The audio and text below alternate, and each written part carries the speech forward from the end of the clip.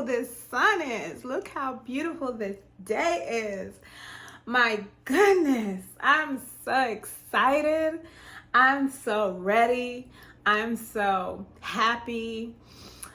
I just want you to know that this sun is really making me happy. It's really giving me life right now.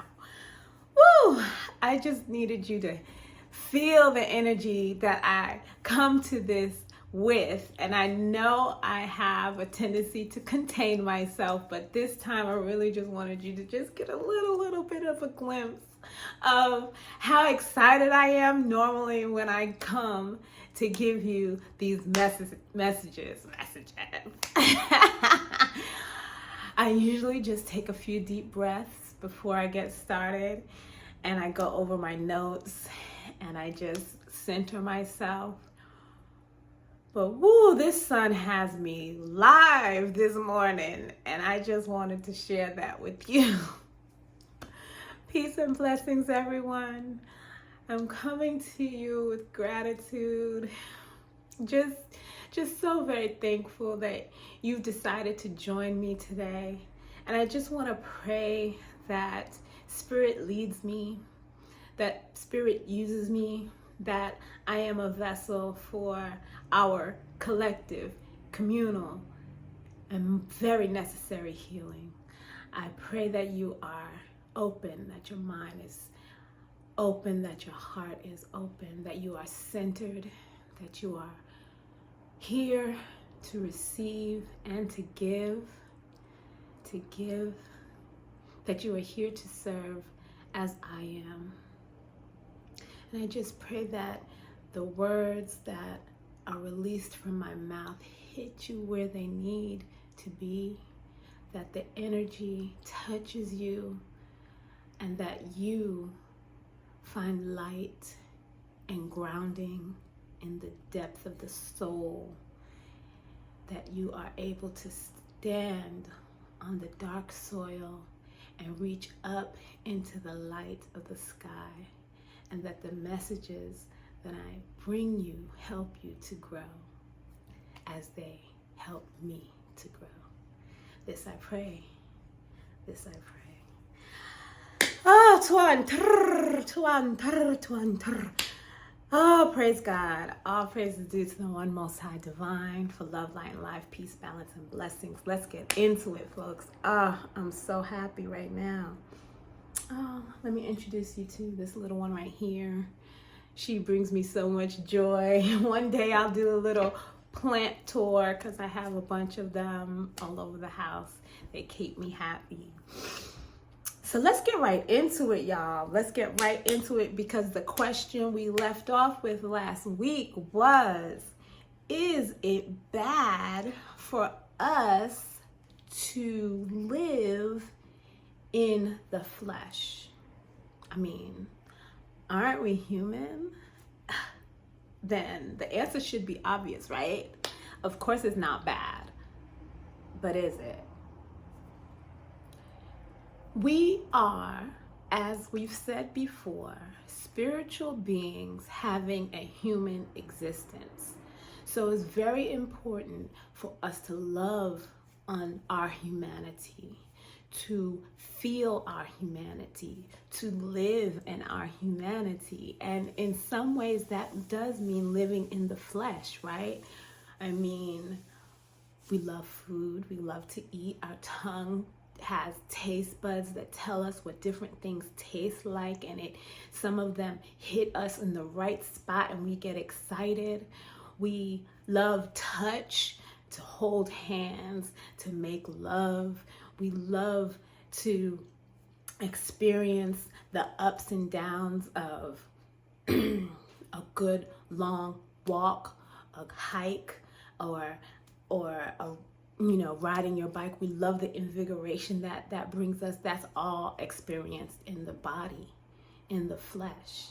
So no, it is not bad to live in the flesh. What is bad, or what you might want to check in yourself, the way I check in myself at times, is whether we are overindulging in the flesh, whether we are allowing our flesh to be the leader of our lives, whether we are allowing our tongues to lead us into obesity, whether we are allowing our reproductive organs or our bodies to lead us into disrespecting this body that has been given to us. And I'm no sex shamer. I believe that sex is a beautiful thing. I don't know about you, but I enjoy it. However, there can be a time, and there are times when we don't necessarily have sex for the right reasons and with the right person or in the right mood or centered spirit. We indulge in the flesh. So the flesh is a balance. It's a counterweight to the spirit, because just like the flesh and we can overindulge in, the spirit you can overindulge in. You are here to have a human experience. So if you dwell only in spirit, you become aloof, you become set aside, you start to sometimes you may see yourself as higher or better than someone because you're so connected. Sometimes you don't even know how to live in the world in which we are in, because we are so much in the higher state or in a different state of mind. As a Pisces, I'm very connected to this way of living. I'm very connected to dwelling in spirit and becoming aloof. I mean, at one point it was so bad that I would not eat because the dream state would keep me so fulfilled spiritually that I wouldn't wake up. I wouldn't get up and out of bed. When I woke up, I would go back to sleep. And this is not healthy. This is not a place. This is not a world. We are not on a realm where we are only supposed to dwell in spirit. But what we are supposed to do, guys, what we are supposed to do is connect spirit to flesh. What we are supposed to do, folks, what we are supposed to do is find the balance between the two, to allow spirit to guide the flesh. Spirit is given to us by the Most High Creator. We are multifaceted beings that has several, and we have several aspects of self that we can easily dwell in. One aspect of ourselves, the flesh, and one aspect of ourselves, our ego, that makes us make decisions based in fear, shame, and guilt. We can overindulge in the spirit. We can overindulge in many aspects of ourself, the smaller self, the self that has low self-esteem. That's still the ego. And when the ego has been beat up, we have a tendency to have a low sense of self. Now let me define ego for you. Ego is a person's self-esteem or self-importance. In psychology, it's the part of the mind that mediates between the conscious and the unconscious, and is responsible for testing and responsible for a sense of personal identity. So we can dwell in that self so much so that we can think haughty, we can think so highly of ourselves that we look down on others, or we can think very low of ourselves, in which we will think of ourselves as being beneath other people, and we will allow ourselves to be trampled on. A lot of the conversation that we have with our ego is based on how we grew up, what environments encouraged us, what environments detracted from who we are, what words were said to us as children to make us think of ourselves as good or bad, or to cause us to have shame or guilt, or to cause us to have a false sense of grandioseness or a false sense of greatness that, overrides or trumps what other people possess. So the ego self is a space that we in our society dwell in. We dwell in this personal identity, but we don't don't do is we don't look for or seek to live in a space of our spiritual identity. And that is the space where we find our most precious and divine self. It is so important that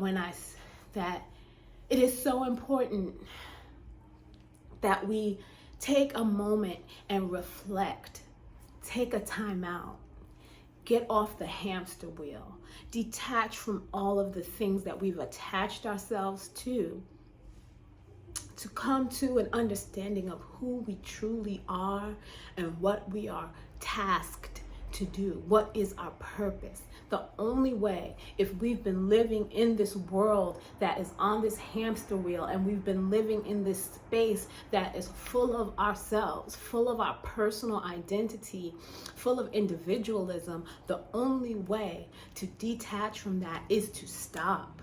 The only way is to stop, take a pause, and seek out the path that Spirit has laid before you. It's there. It's in front of you. You can see it when you seek it.